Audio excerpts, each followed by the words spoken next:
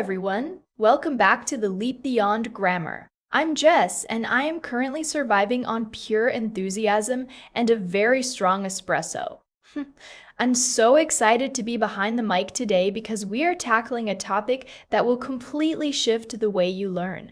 Today, we are going to teach you exactly how to train your brain into speaking English. Hey everyone, I'm Jack, and yes, you heard that right. If you want to stop freezing in conversations, you have to train your brain into speaking English. It is the ultimate secret to true fluency. Exactly. Your go-to English podcast isn't just about memorizing random vocabulary today. It's about rewiring how your mind actually works. So Jack, let's dive right into it. When a beginner or an intermediate learner tries to speak English, what is usually happening inside their head? Oh, it's usually a lot of chaos.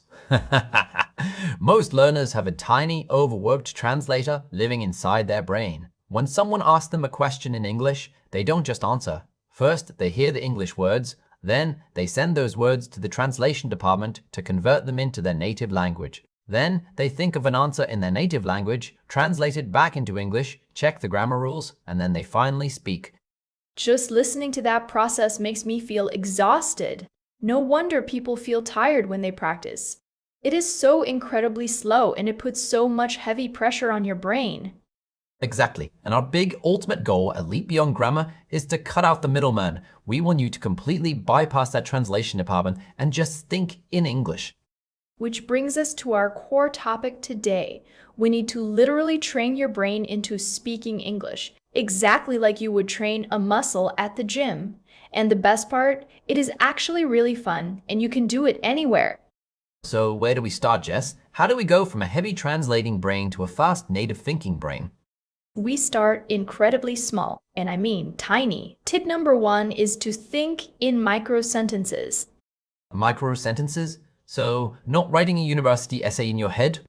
Definitely not. A lot of teachers tell students to think in English by looking at objects and naming them. You know, you look at a table and think table. You look at a door and think door. But that doesn't actually train you to speak. Instead, you need to build a tiny micro sentence around that object. Ah, I see. So you connect the noun to a verb or an adjective. Precisely. Let's use my coffee as an example. If I am sitting in my kitchen, I don't just look at my mug and think the word coffee. I think, this is my coffee. The coffee is very hot. I desperately need this coffee. That makes perfect sense. And for me, outside of teaching, I really love photography. So if I am holding my camera, I shouldn't just think camera. I should think this camera is heavy. The lens is clean. I am taking a picture. Yes, you do this all day long, just quietly in your head. When you wake up in the morning, you stretch and think, I'm awake. It feels a little silly at first, but it is incredibly powerful. You are connecting the English language directly to your real life, not to your native language. You are living your life in English. Okay, let's move on to tip number 2 for how to train your brain into speaking English. Input. Input simply means the English that goes into your brain. It goes into your ears when you listen and into your eyes when you read or watch. Right. And here is the biggest mistake people make. They use boring input. Exactly. You need high interest input. If the content is interesting to you, your brain forgets that it is learning a language. It just focuses on the message. So Jack, what kind of high interest input do you use? Like I mentioned earlier, I love photography and technology. So I watch YouTube tutorials about cameras in my target language. The amazing thing is, the vocabulary is highly repetitive. The creator says words like lens, focus, lighting, and shutter speed over and over again. And because they are physically showing me the camera while they speak, I don't need to translate anything. My brain connects the visual action directly to the vocabulary. That is brilliant. For me, it's home renovation videos and interior design. I love watching people take a messy, broken room and fix it up. The host will say, I am painting the wall blue. And they are literally painting the wall blue. And they are literally painting the wall blue on the screen. It gives your brain the perfect natural context to absorb the language. And let's not forget about music. Listening to simple pop songs is fantastic input. The rhythm and the repetition of the chorus get stuck in your head. You find yourself singing the grammar structures perfectly without even trying. Yes, So, find a topic you are obsessed with. Travel, cooking, sports, fashion, video games. Watch short, fun videos about those topics in English. That is how you train your brain to recognize patterns naturally. All right, we have our micro sentences and we have our fun input. Now, we need tip number 3. If input is English going in, then output is English coming out. You have to actually speak. But I can already hear our listeners saying, Jess, Jack, I live alone. I don't have a native English speaker in my house to talk to. And that is completely fine. You don't need a conversation partner to start producing output. You just need to talk to yourself. Talk to myself. People are going to think I've lost my mind. Well, you don't have to do it loudly on a crowded bus. You can do it in the safety of your own home. We call this safe output. You literally narrate your life out loud. Ah, yes, the famous shower interview technique. The bathroom has great acoustics. You just stand in the shower and pretend you are being interviewed on a famous talk show. Well, Jimmy, today I had a very busy day. First, I went to the store. Tis the absolute best.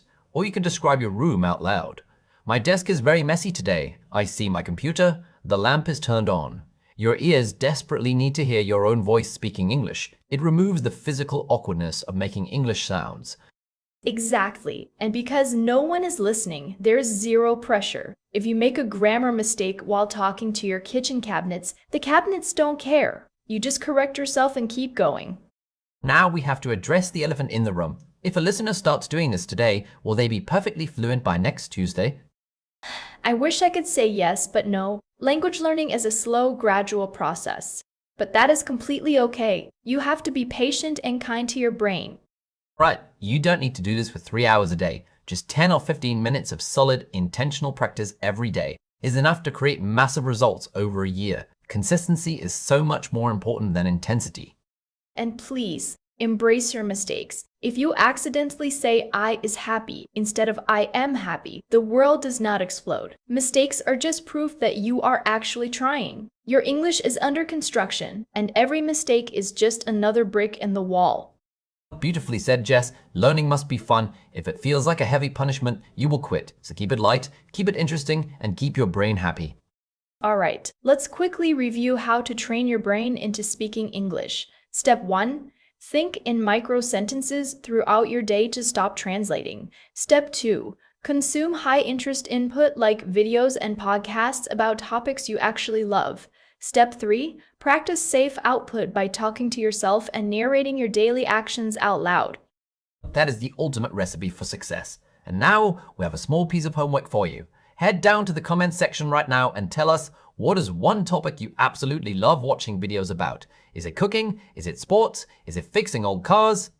Write it in the comments below. We read every single one, and we love seeing what you guys are passionate about. And if you found this episode helpful, please hit that subscribe button. Share this podcast with a friend who is also trying to improve their English. Thank you all so much for spending your time with us today. Keep practicing, keep narrating your life, and be kind to yourself. I'm going to go brew another pot of coffee. See you next time on the Leap Beyond Grammar podcast. Bye, everyone. Bye for now. Keep leaping forward.